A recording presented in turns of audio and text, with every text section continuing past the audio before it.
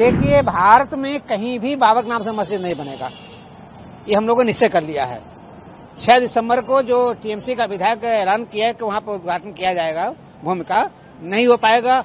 आंदोलन होगा, या तो वो रहेगा या तो बाबरी मस्जिद रहेगी। ममता बनर्जी चैलेंज करता हूँ, हुमायूं को मैं चैलेंज करता हूँ कि पूरे हिंदुस्तान में ऐसा कोई कानून भी नहीं है। हम लोगों ने निश्चय किया है कि पूरे हिंदुस्तान में बाबर के नाम से कोई मस्जिद नहीं बनेगा। या तो संतों का गला कट जाएगा या तो वहाँ भूमि पूजन होगा। उसकी औकात नहीं, वो पागल हो गया है, दिवालियापन हो गया है, उसका डीएनए टेस्ट करना चाहिए। ममता बनर्जी जो कार्ड खेल रही है वो कार्ड नहीं चलेगा।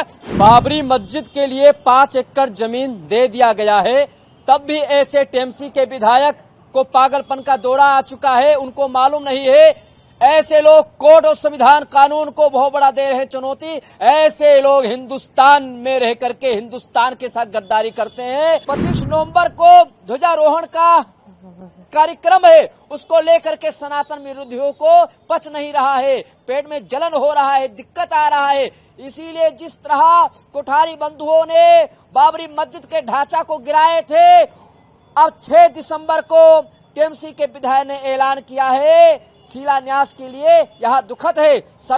आने वाले 25 नवंबर को माननीय देश के यशस्वी प्रधानमंत्री जी के द्वारा उसके ऊपर ध्वजारोहण किया जाना है।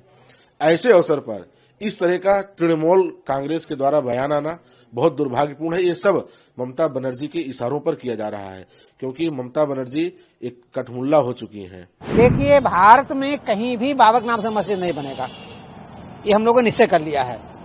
6 दिसंबर को जो टीएमसी का विधायक ऐलान किया है कि वहां पर उद्घाटन किया जाएगा भूमि का, नहीं हो पाएगा। आंदोलन होगा, या तो वो रहेगा या तो बाबरी मस्जिद रहेगी। हम अयोध्या के संत निश्चय कर चुके हैं कि पूरे हिंदुस्तान में बाबर के नाम से कोई मस्जिद नहीं बनेगा, नहीं बनेगा, नहीं बनेगा। हुमायूं बाबर की औकात नहीं है कि 6 दिसंबर को वहां पर वो कर पाएगा। और चैलेंज करता हूँ, ममता बनर्जी चैलेंज करता हूँ, हुमायूं को मैं चैलेंज करता हूँ कि पूरे हिंदुस्तान में ऐसा कोई कानून भी नहीं है। हम लोगों ने निश्चय किया है कि पूरे हिंदुस्तान में बाबर के नाम से कोई मस्जिद नहीं बनेगा। या तो संतों का गला कट जाएगा या तो वहाँ भूमि पूजन होगा। उसकी औकात नहीं, वो पागल हो गया है, दिवालियापन हो गया है, उसका डीएनए टेस्ट करना चाहिए। ममता बनर्जी जो कार्ड खेल रही है वो कार्ड नहीं चलेगा। पश्चिम बंगाल में हमारी सरकार बनेगी, हम वहाँ सरकार जाएंगे।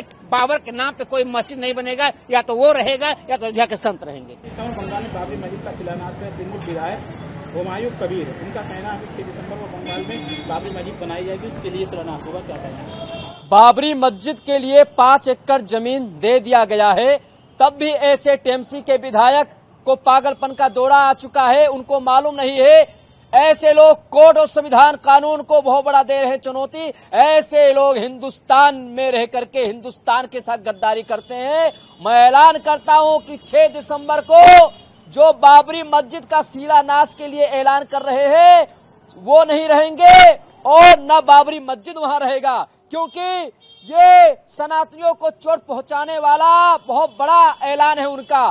जो 25 नवंबर को ध्वजारोहण का कार्यक्रम है, उसको लेकर के सनातन विरोधियों को पच नहीं रहा है, पेट में जलन हो रहा है, दिक्कत आ रहा है। इसीलिए जिस तरह कोठारी बंधुओं ने बाबरी मस्जिद के ढांचा को गिराए थे, अब 6 दिसंबर को टीएमसी के विधायक ने ऐलान किया है शिलान्यास के लिए। यह दुखद है। सभी सनातनी वहां जाएंगे, सभी साधु संत जाएंगे और वहां पे जिस तरह उसने बयान दिया है कि 6 दिसंबर को शिलान्यास होगा, वहां शिलान्यास नहीं होने दें। अगर हो भी गया तो उसको जड़ से समाप्त कर देंगे। ये भारत की भूमि है, मेरे राम और कृष्ण की भूमि है। यहाँ कोई बाबर नहीं आया है, न कोई औरंगजेब आया है। औरंगजेब का और बाबर का नामो निशान मिटना चाहिए। हम लोग होने नहीं देंगे शिलान्यास। और जो ममता बनर्जी जी जिहादी और कट्टरपंथियों को पालती है, घुसपैठियों को पालना चाहती है, और ममता बनर्जी जी का चलने वाला नहीं है। ममता बनर्जी जी को बहुत जल्द इस्तीफा देना पड़ेगा